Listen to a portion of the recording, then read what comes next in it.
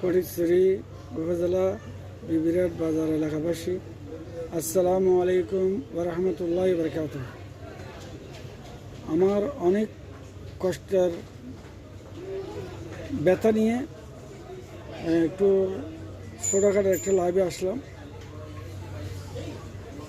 লাইভে আসার একমাত্র উদ্দেশ্য হলো ফটিকছড়ি বিবিরাট বাজারে হাজা টেলিকম দোকানটি আমি মোহাম্মদ নাসির উদ্দিনের, কিন্তু সন্ত্রাসী জোরপূর্বক বসে আছে।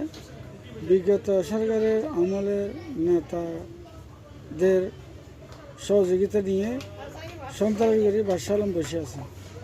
তারও তিনটি সন্ত্রাস বানিয়েছে বাদশাহ আলম। এই ছেলেগুলো নিয়ে বাদশাহ আলম এখনো পর্যন্ত আমার দোকানে বসে আছে। 2026 সাল পর্যন্ত বসে আছে। বর্তমানে 18 বছর হয়ে গেছে। সন্ত্রাসীকে ওঠার জন্য তবদিল করেছি উপজেলা পরিষেবার মাধ্যমে। পরিষেবা তবদিলে ফেলিয়ে রয়েছে, কারণ যদি কে থেকে আমি পয়সা খাই তো আমি বিচার তো করা সম্ভব হবে না।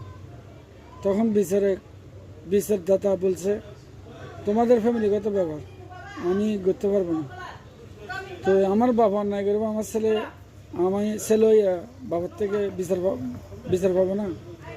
তো একজন বিচারকের কাছে চাইলে বিচারকের না বলবে তোমার ঘরের ফ্যামিলিগত ব্যাপার, এটা তো বলা প্রযোজ্য মানে লিগেল মতো নেই, আনলিগাল একমাত্র বলতে পারছে কেন? পয়সার কারণে। পয়সা খাওয়াইলে এতে বলতে পারে।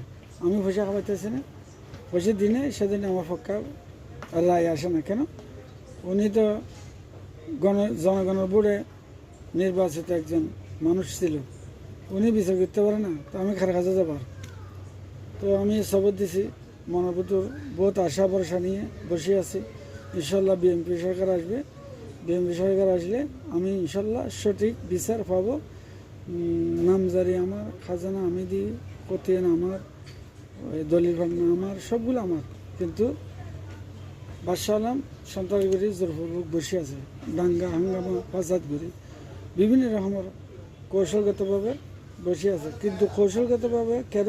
তার বাবুর কিনা জায়গা না, তার কোনো খরিদে জায়গা না, আমার খরিদে জায়গা, আমার কিনা জায়গা। যাই দুঃখের বিষয়, এটা যদি এলাকাবাসী, প্রশাসন সবাই যদি ন্যায্যভাবে, ইনসাফভাবে, আল্লাহ রসুল সাল্লাল্লাহু